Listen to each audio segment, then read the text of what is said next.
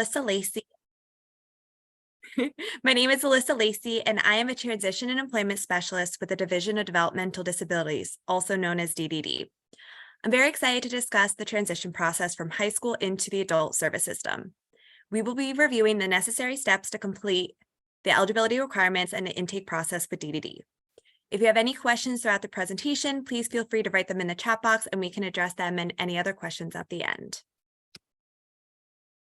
Now, before we begin, it's important to review DDD's mission as it influences our everyday work at DDD. It is our job to ensure that those with developmental disabilities receive quality services and supports, participate meaningfully in their communities, and exercise their right to make informed choices. To accomplish DDD's mission, we have moved from a contracted-based system to a Medicaid-based system called fee-for-service. Since making the switch, the federal government now matches every 50 cents that the state puts in. This allows us to have more services to provide and work with more people. We have also been able to standardize payments and allow individuals to receive those services before payment is rendered. So to be eligible for DDD, all individuals must be Medicaid eligible and maintain that eligibility throughout their duration with DDD. Once in DDD, people are going to be a part of one of two programs, either the community care program or the supports program. The community care program is provided to those who are DDD eligible and meet the requirements of needing a higher level of care, which is typically those individuals who live in a licensed setting such as a group home. The supports program is for those individuals who live in an unlicensed setting such as their own home or a family home. Anyone that is DDD eligible is automatically placed in the supports program. If it is determined that the individual needs a higher level of care, they can then apply for the community care program. There will never be a lapse of services if a family does want to explore and apply for the community care program. To see all the services provided in both of those programs, you can review the support program manual and the community care program manual, specifically section 17. You can also explore our quick guide, which is a great snapshot of those services we offer. You can find both those manuals in the quick guide either on our DDD website, or you can even go into Google, just type them in and they'll pop right up for you. So who does DDD serve? To be eligible for DDD, an individual must be at least 21, have an intellectual and a developmental disability that occurred before the age of 22 and is lifelong, meets 3 out of 7 functional criteria for developmental disability, be a resident of New Jersey, and be eligible for Medicaid. The individual must remain eligible throughout the duration of their time with DDD. Okay. So what do you need to know to prepare to come into our service system?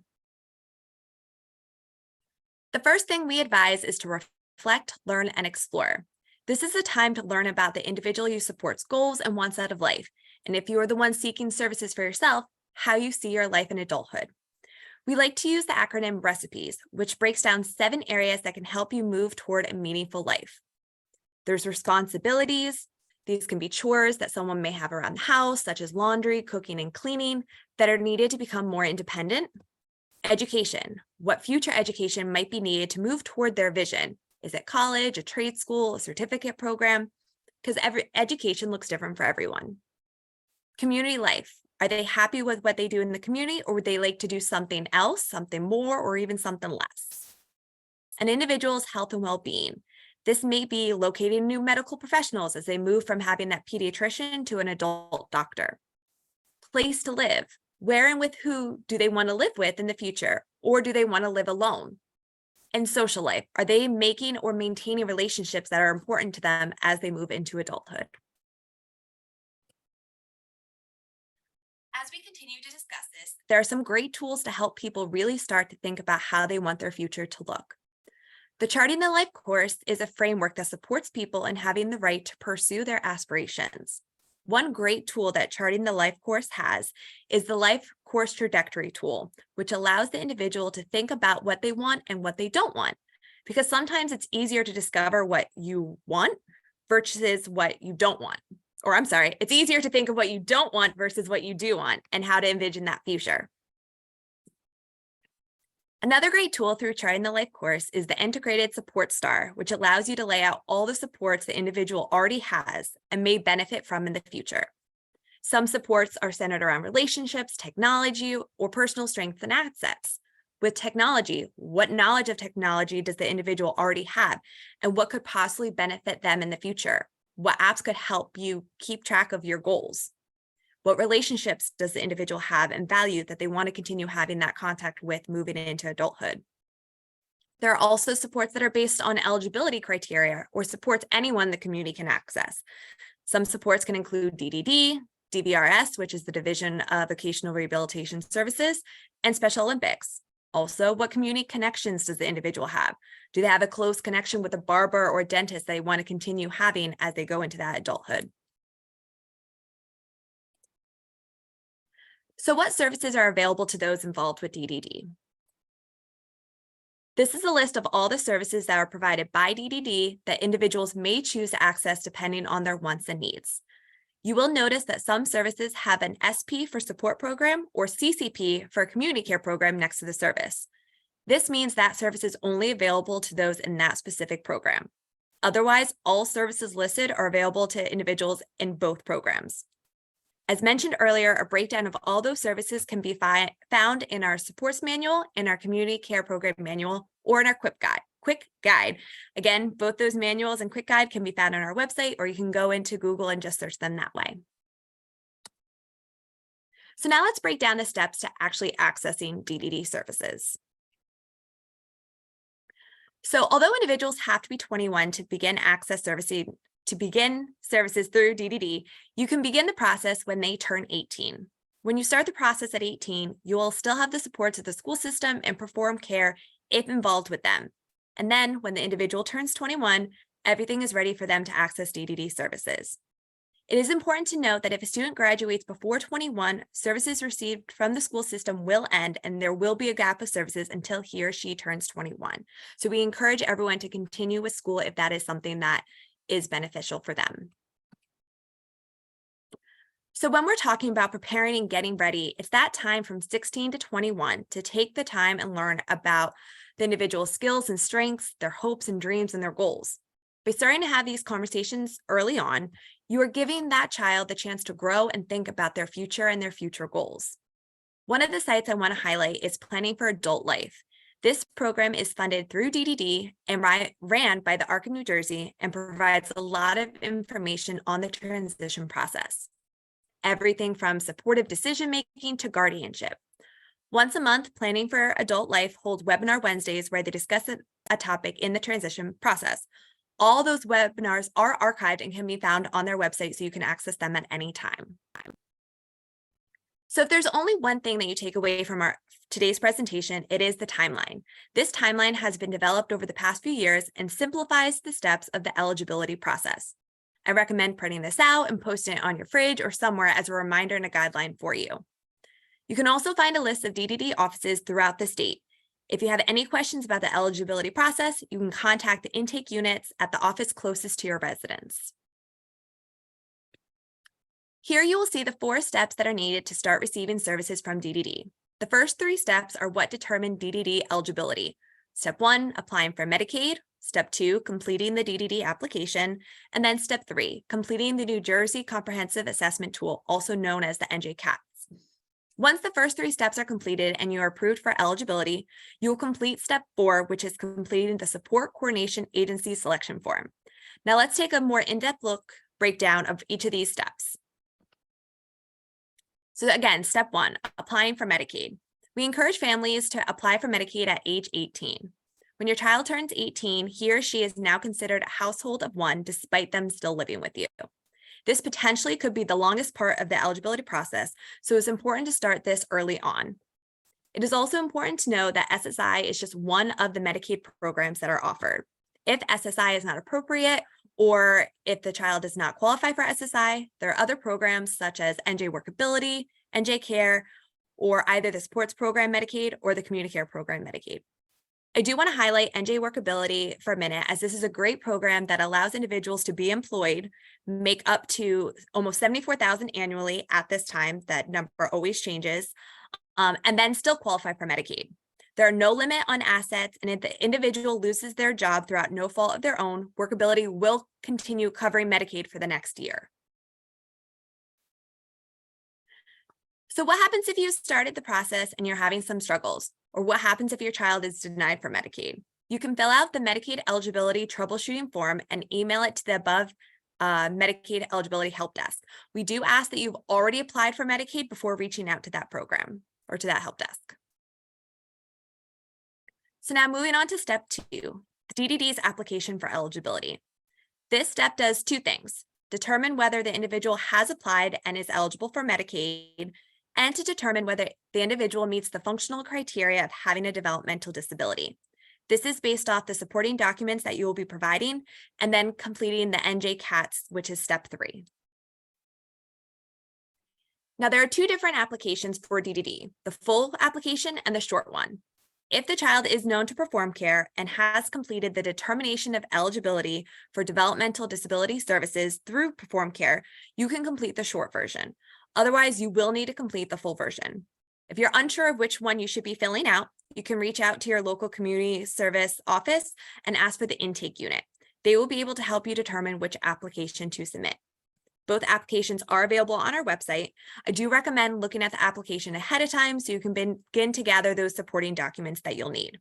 You can then either email, fax, or mail in your application, or even drop it off at the office. We do recommend emailing it, but if you choose to mail it, we recommend sending it certified and keeping copies of everything that you send in. Alyssa, quick question. Somebody said, what community service office? So that's back on the graduate timeline, those local offices that are near your residence, whichever one is local to you, you'll call that number. Thank you. So you will see now a list of all the supporting documents you will need, both necessary and helpful, but not necessary documents. Most of these documents can be obtained from the school and must be completed within the last 3 years before graduation.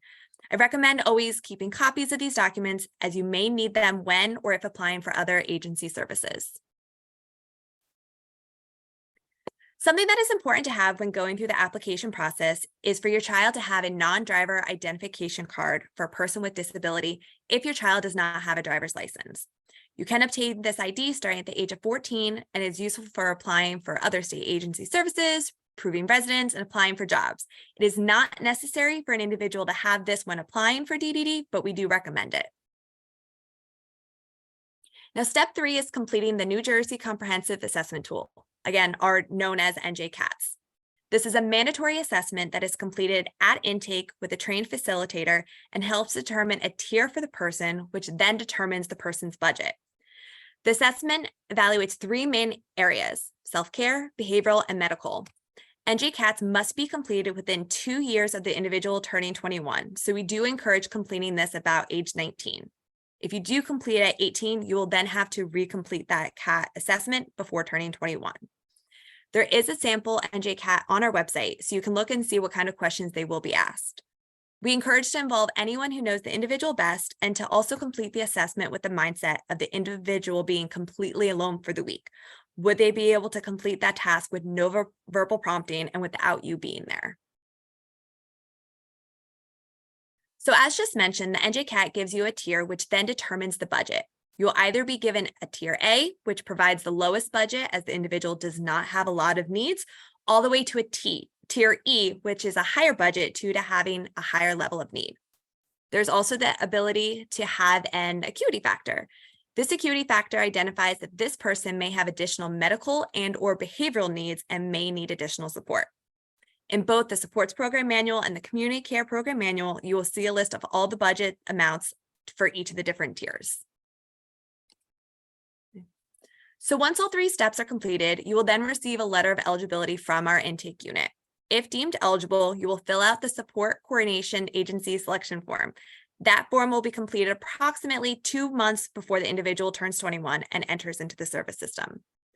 The form will ask you to request 2 agencies you prefer to work with. If this form is not completed, an agency will automatically be picked for you. Once an agency has been assigned, the process is complete and your child can then begin services at age 21. We do recommend calling your intake worker 4 months prior to 21 to ensure that everything is ready to go. If for some reason you are found ineligible, the letter of eligibility determination will tell you how to appeal that decision. So step 4 is picking a support coordination agency. But before we delve into that step, let's talk about what is actually support coordination. Support coordination is an additional support to help you through the process of completing the individualized service plan and accessing services. A support coordinator is a care manager and will assist in connecting the individual to needed and wanted supports and services, such as medical, social, educational, or any other services.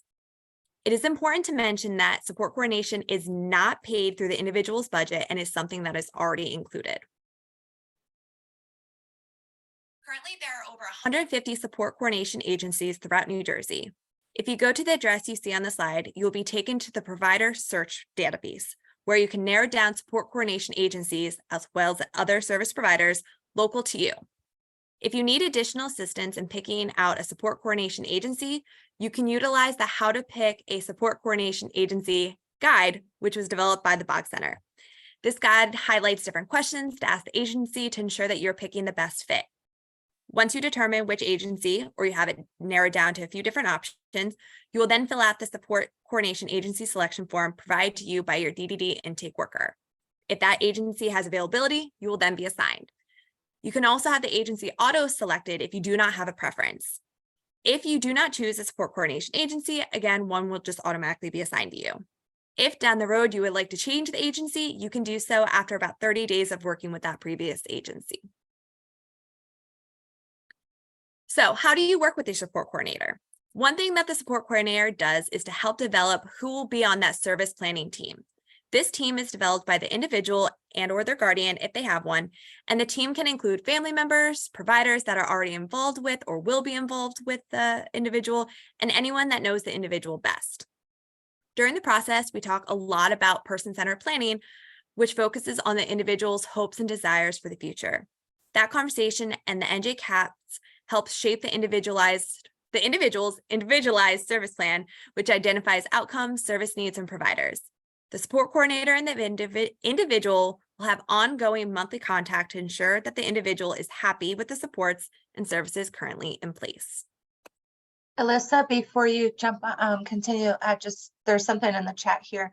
Someone's asking if you could slow down a little bit. Oh, yeah, I can definitely do that. And also, what is Perform Care? So Perform Care is something that when kids are typically involved in, it's the child service system. So DDD works with adults, Perform Care works with the children aspect. So anyone that has a disability under the age of 21 and needs those services can go through Perform Care to get that. So what happens once you are assigned a support coordinator is that you will receive a call from the assigned support coordinator within 3 days. Then you will meet with your support coordinator and the planning team within 10 days. And then within 30 days, the individualized service plan will be created. Once the individualized service plan is approved, you can then begin accessing services when you're 21. So to sum up a little of what we just discussed, you start with the assessment process, the NJCAT, which measures self-care, behavior, and medical needs that establishes tier in the budget.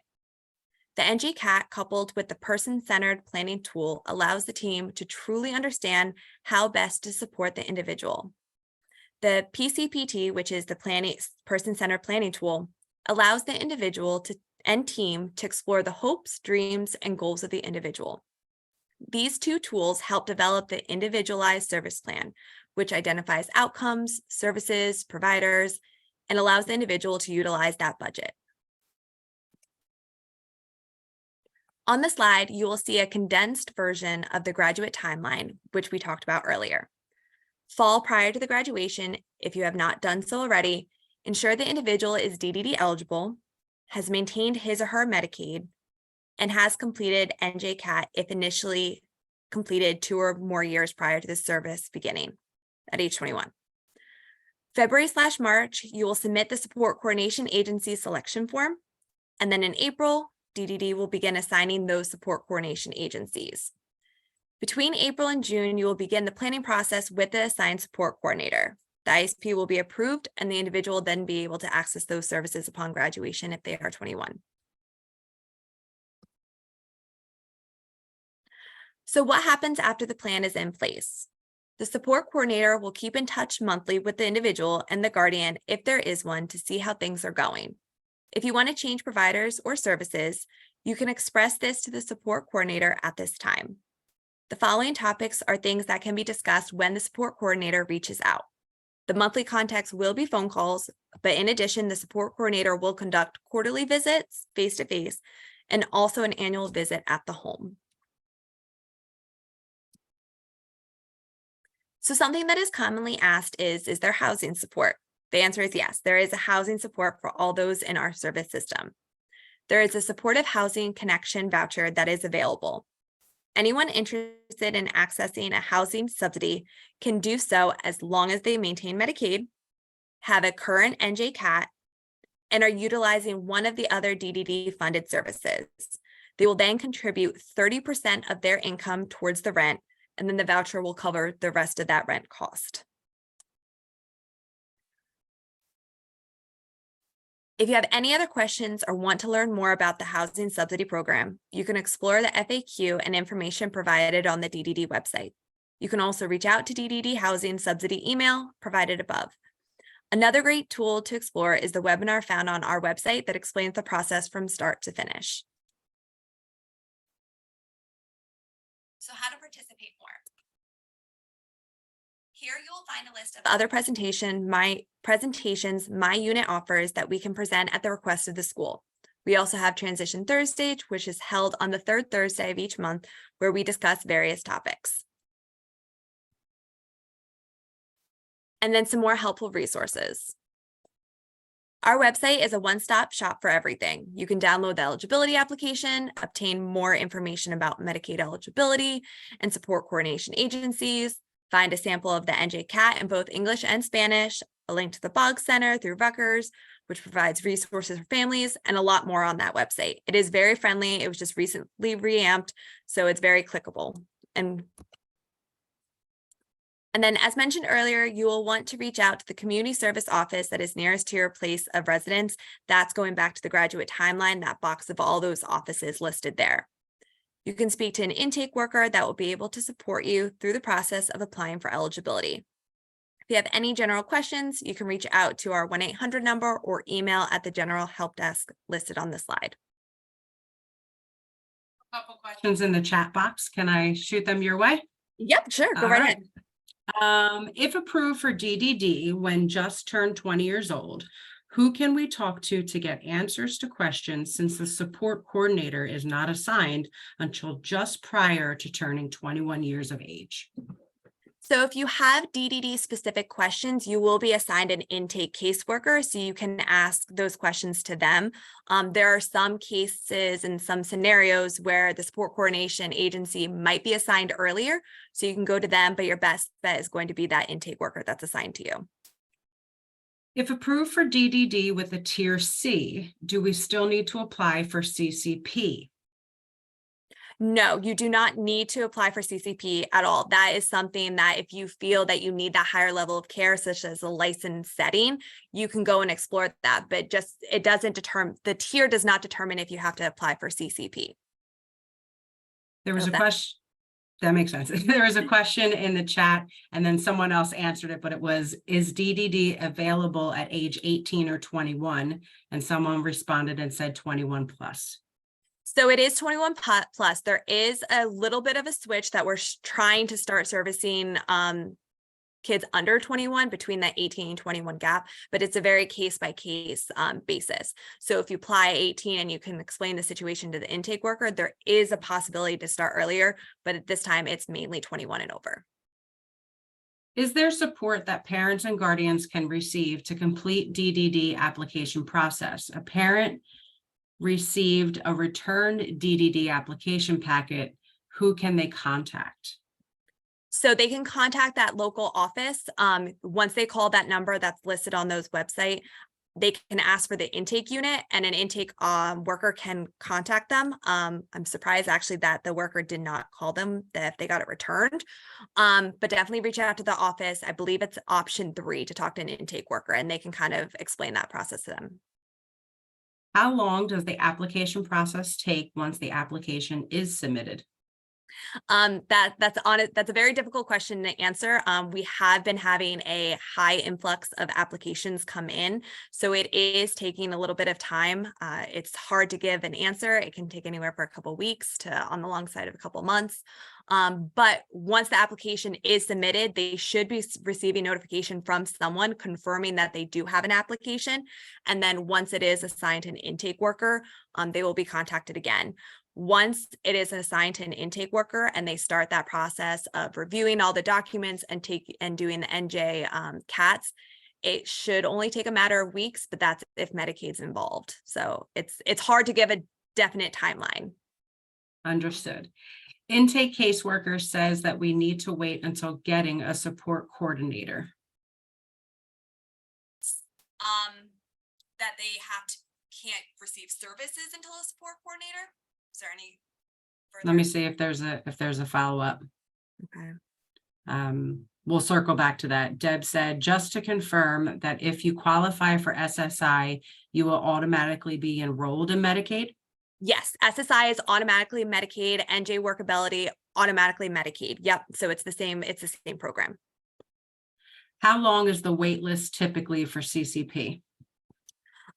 So it's a couple years. So what happens is you would be placed on the wait list, and it could be, I believe it's a couple years at this point.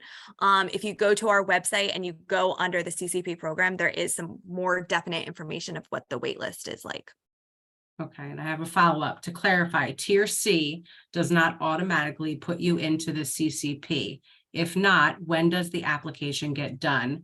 I heard there is a waiting list for CCP. Yeah, so no, none of the tiers A through E automatically puts you on the CCP program. What you'll want to do is you'll want to reach out to your support coordinator that's assigned if you have that coordinator already, and they can go through the process of putting them on the CCP waiting list. But yes, there is quite a wait at this point. Okay, I think I got the questions in the note. Here comes another one. Intake worker says he can't get even answers even though we've been approved. I will drop my email in the chat box if they can reach out to me, and then I can look further into that and see what kind of information they're looking to help, because I can probably help on my end. That's odd that they're not able to answer any of those questions. So I'll follow up. Okay, thank you. Oh, here comes a couple more. CCP is the community care program. It is the budget that allows living in a licensed group home. I think that's more of a statement than a question, but thank you for sharing. Youth is 20, is on his parents' insurance, but receives Social Security survivor benefits because dad is deceased. Does the family need to apply for Medicaid for the youth when applying for DDD? Yes. Everyone in our service system has to have Medicaid. It will not, so if they are approved for Medicaid, it will not interfere with any other health insurance that they already have. They can still have the health insurance under the parent. The survivor benefits is something a little tricky that they'll have to work with Medicaid to make sure they're eligible. If for some reason they apply for Medicaid and they are denied because of that extra benefits, you can utilize that help desk and send that information, and they'll work with you to we want everyone to have Medicaid. So we'll get you there. Okay. I have a question here. It says, my wife just retired and we are switching my 20-year-old son's SSI to her SSI. Once that happens, he will lose his Medicaid, but we were told he can switch to another Medicaid. Which one? He is completely dependent and needs total care. So I don't think workability. Okay. For that one, I would reach out to www.ssa.gov. They will be able to walk through which Medicaid program would be best for that individual. And somebody asked if you can post the help desk phone number. Yes. So what I'll do is, once I come out of this, I'll post a bunch of different documents in the chat box as well as my email. So anyone can also ask that as well. Excellent. Thank you. And then another question is Medicaid available for an 18-year-old? Yes. Yep. Once an individual is 18, they are considered completely independent of their parent. So a parent's income does not go into determining that Medicaid for the child. Excellent. Thank you. Did we cut you off? Was there more to your presentation? This is like, there's like one more slide. So I'll just wrap this up really quickly. So to stay connected with any other updates or changes within DDD, you can send an email to that email right there, DDD Communications, and subscribe to our e-news bulletin. Any questions related to transition, this presentation, or DDD services, you can email the Transition Help Desk, which my unit oversees. There's also help desk for supports program, Medicaid eligibility, and any other questions from DDD. And then, thank you. That's it. Are there any other questions? Yes, somebody said, how soon can we apply to get the process going? At what age? I recommend at 18 because like I said, it can be somewhat of a lengthy process. So as soon as that child turns 18, I would start. Excellent.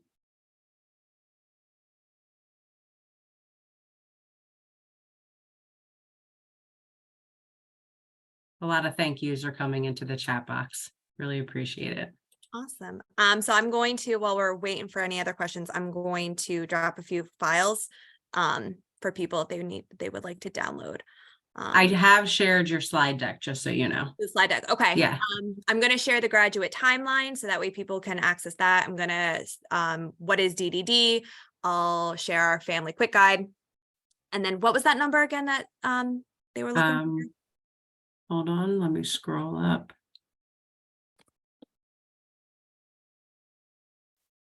Please post the help desk phone number. Okay, perfect. I can do that as well. Somebody asked, do I need an updated evaluation for my son confirming that he has autism for the DDD application? I do not believe so. I think the initial documentation from the neurologist or the psychologist, what will happen is submit that documentation into the intake worker. They will review it. And if for some reason they need something updated or something of that nature, they'll let you know. Okay, thank you.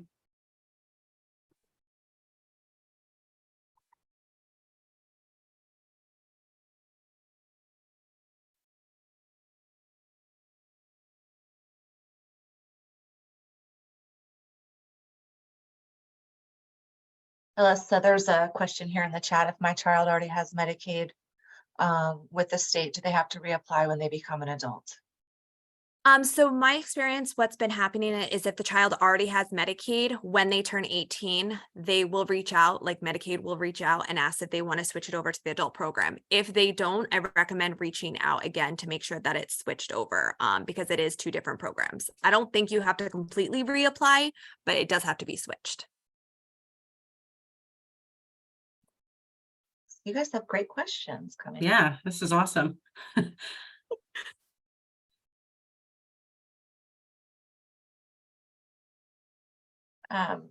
Briefly, in the beginning of the presentation, Alyssa had mentioned Perform Care, and there was a question about what that is. And I had dropped in the chat that there is a presentation this evening at 6 o'clock by our room host, April DePietro.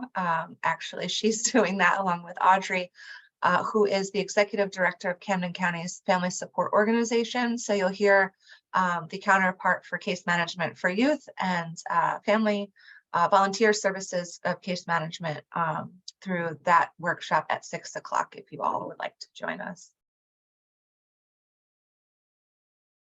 But I didn't want to interrupt the rest of your questions, Alyssa. I wanted to just remind folks that in case they can't see the chat, because sometimes when you're coming in on your phone.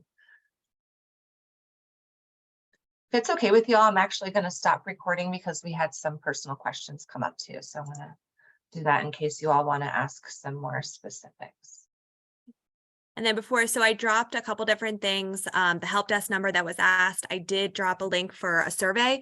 If you would like to give some feedback of the presentation, we're always loving to evolve and grow and make things better. Thank you. Thank you, Alyssa, Lacey with the Division of Developmental Disabilities.